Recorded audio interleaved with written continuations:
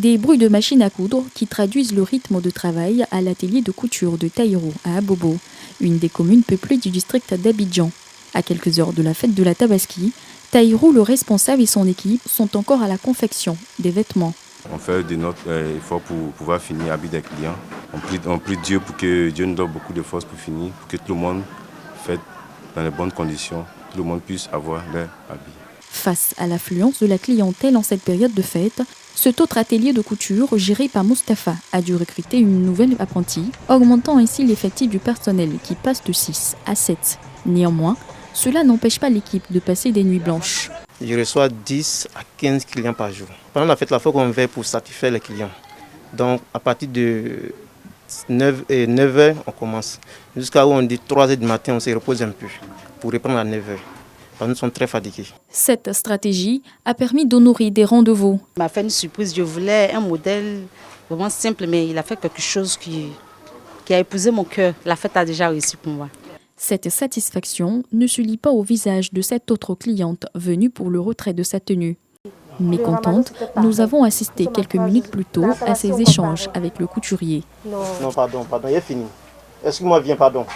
Comme elle, Matene doit patienter encore des heures avant le retrait des tenues de ses enfants. Je suis venue voir le couturier, retirer l'habit de mes enfants, mais il m'a dit que ce n'est pas fini. C'est le 5 que j'ai déposé. Donc il m'a dit de passer le 17. Sincèrement dit, je n'étais pas contente. Les faux rendez-vous ont eu une explication logique selon le couturier. Il y a d'autres qui amènent l'habit qui sont en train de coudre.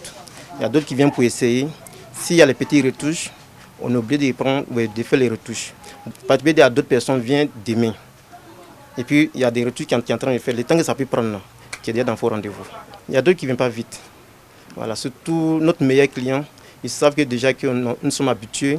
D'autres peuvent venir 5 jours de la fête. Tu ne peux pas les refuser comme ça. Donc, il va te demander pardon. Bon, tu vas prendre. C'est dans ça maintenant, le faux rendez-vous, maintenant ça rentre. Cette période de fête de la Tabaski est une traite pour les ateliers de couture.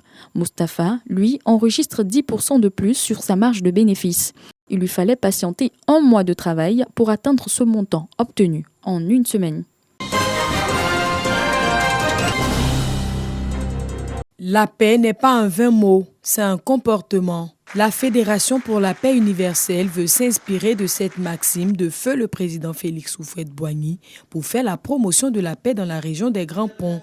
C'est au siège du Conseil régional des Grands Ponts que Akasaye Lazare, président de cette association, est allé sensibiliser les femmes et les jeunes sur le rôle de la paix dans le développement local. La famille, nous disons, c'est la première école de la paix et de l'amour. Parce que l'amour aussi, il est primordial dans la paix. Sans amour, il ne faut pas rêver.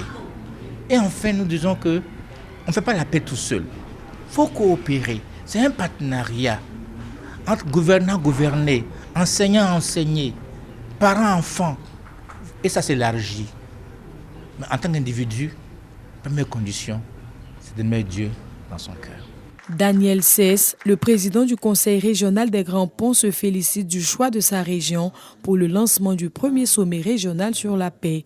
Il encourage les jeunes et les femmes à être de véritables artisans de paix. Nous avons une région où il y a tout, potentiellement tout.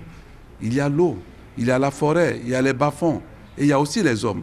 Si les jeunes comprennent que c'est dans leur intérêt et qu'ils se mettent au travail, vous allez voir que nous avons fait le développement. Le préfet de la région des Grands Ponts s'est saisi de l'occasion pour inviter les populations à traduire en actes cette pensée du premier président de la Côte d'Ivoire. La Fédération pour la paix universelle Côte d'Ivoire nous invite tous à agir dans notre quotidien pour rendre réelle, effective cette paix, fondée sur une interdépendance évidente afin de parvenir au développement dans notre localité. Un panel a permis aux élus, aux représentants des jeunes et des femmes de donner leur vision de la paix dans la région. Potentialité et atout de la région du Gbeke pour le développement des PME locales. Thème des journées économiques régionales de Gbeke. Des journées qui se tiendront du 26 au 27 août prochain. L'information a été portée aux acteurs des PME de Bouaké par les responsables de la Fédération ivoirienne des petites et moyennes entreprises, FIPME. Bouaké de la deuxième place est pratiquement passé à une place que nous ne connaissons plus. Alors donc nous, l'objectif en organisant cela, c'est comment faire pour que les PME de Bouaké puissent retrouver leur place. Comment faire pour que les PME d'aujourd'hui puissent vivre effectivement de leur travail. Comment faire effectivement pour que les PME en région puissent bénéficier des fonds que les autres ont ailleurs.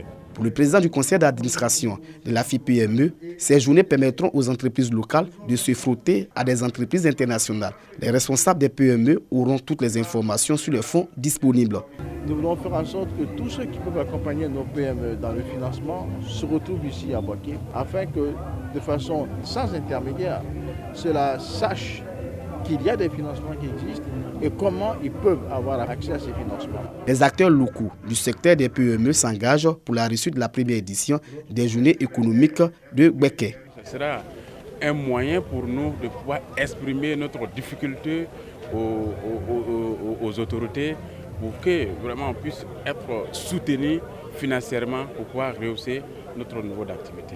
La Fédération ivoirienne des petites et moyennes entreprises est née depuis le 28 septembre 1995 par la volonté de l'État de Côte d'Ivoire.